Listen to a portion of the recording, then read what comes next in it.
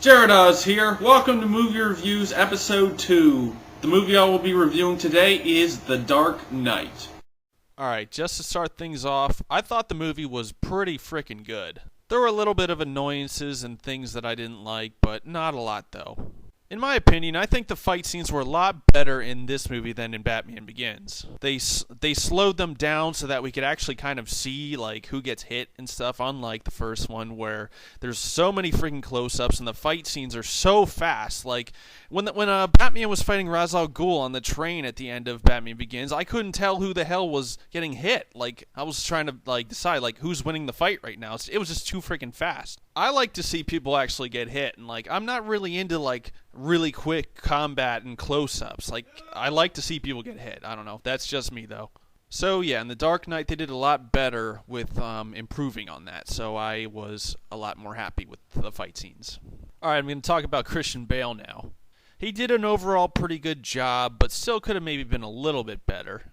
He is always pretty impressive at being Bruce Wayne though. He was very good at being Bruce Wayne, but as Batman, he has that he just has this raspy voice sometimes when he's talking to some of the thugs and he's like, "Where is it?" You can't really understand what the heck he's saying sometimes. So he needs to improve on voicing Batman a little bit, I guess.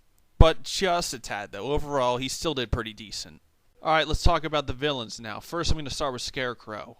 Well, I was disappointed. He was in the movie for maybe 5 minutes. And then, yeah, Batman pretty much busts his ass and then throws him in jail, I think.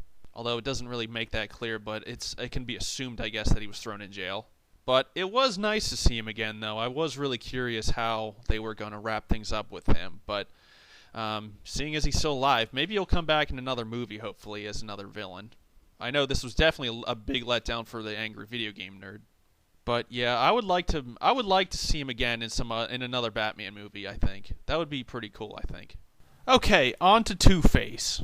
Okay, this was one villain I was not expecting to see in this movie, so it definitely surprised the shit out of me. You know, I thought it was cool how they introduced the story of Harvey Dent and all, but yeah, I was not expecting Harvey Dent to become Two-Face in this movie. And when he did become Two-Face and Joker released him, I didn't think he was going to be a villain in the movie. I thought he was just going to run away and then they'd make him another villain in another Batman movie or something. It would just focus primarily on the Joker. But nonetheless, when Joker releases him from the hospital, he becomes another villain though. As far as how Two-Face looks in this movie, he looks way more gross and disgusting than Tommy Lee Jones did in Batman Forever. But it does look a lot more realistic though. Overall, Aaron Eckhart as the Two-Face was very good, I think. In comparison to Tommy Lee Jones, I think he did a lot better. But, they were both kind of different roles, though. Sort of like Joker was in Batman in comparison to The Dark Knight, which I'll talk about later. Two-Face was twisted in this movie. He was not joking or campy, sort of like Tommy Lee Jones was in Batman Forever. And I guess he was kind of dark, sort of like Batman a little bit. But Tommy Lee Jones was just a disappointment, I think. I didn't like how Two-Face was so jokey and silly in Batman Forever. I thought it was stupid. He laughs too much. Jokes around. He probably jokes around just as much as Jack Nicholson did when he was Joker in Batman, the original Batman. I just think a more dark appearance on him was a lot better than it was in Batman Forever. It suited him better. So anyways, he's pretty much Harvey Dent for the majority of the film, and in about maybe the last hour or 30 minutes, he becomes Two-Face and he goes around killing people, flipping his coin and deciding their fates.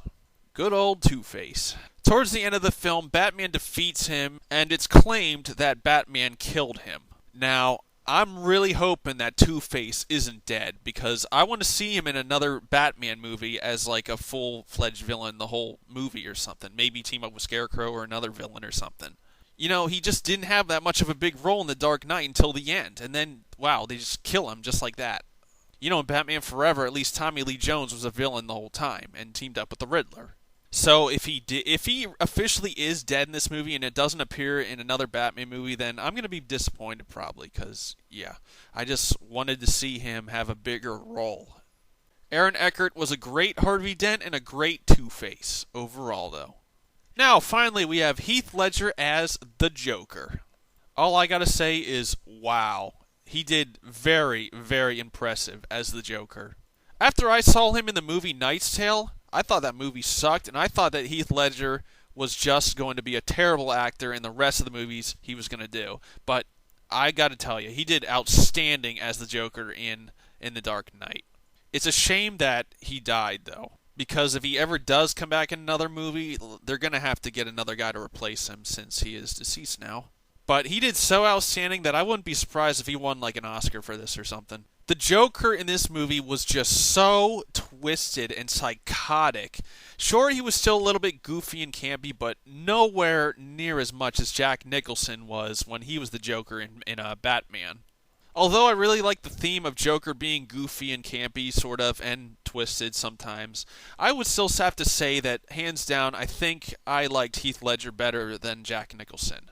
But still, AVGN, I think, put it best. Like, it's hard to compare these two because Heath Ledger was like so twisted and psychotic versus Jack Nicholson, who was more campy and goofy and silly and stuff.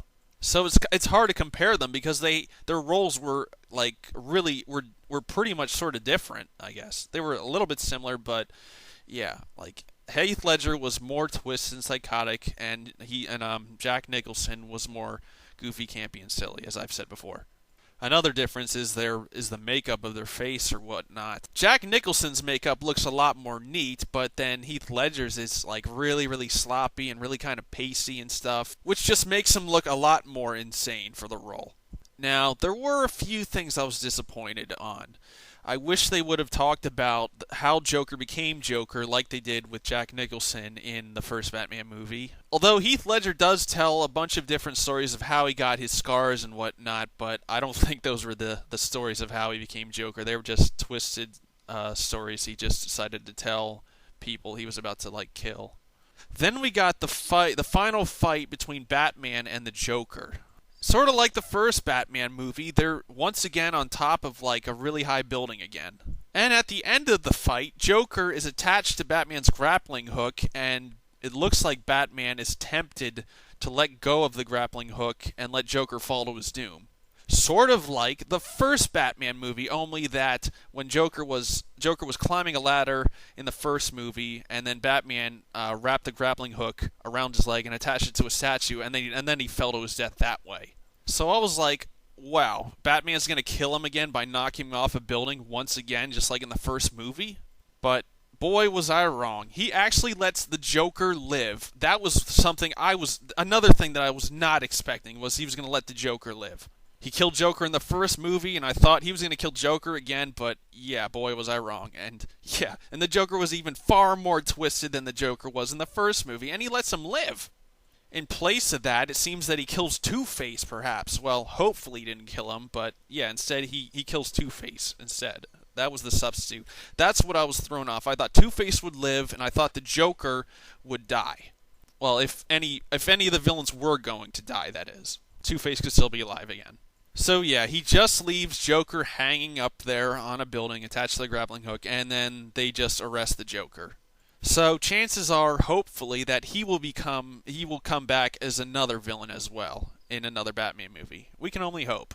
And hopefully they will find a guy probably just as good as Heath Ledger, maybe better, maybe slightly worse, but hopefully almost as good as Heath Ledger or better or whatnot.